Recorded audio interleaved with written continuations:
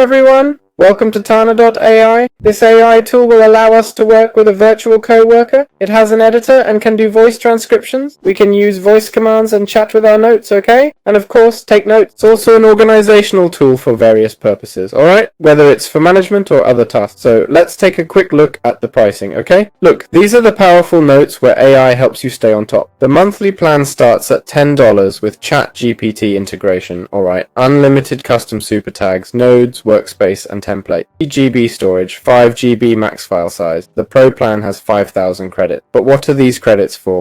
We get 400 meeting minutes, 50 AI images, 225 blog posts, and 425 minutes of voice transcription. That's limited. Let's check out some TANA AI reviews, see if there are any. Well, as I mentioned, look here. We've got a 4.9 rating. Yes, indeed. 4.9 stars from 37 reviews. I've tried many tools, starting with Evernote, actively trying to store my knowledge and boost productivity until I found TANA. TANA is incredible, right?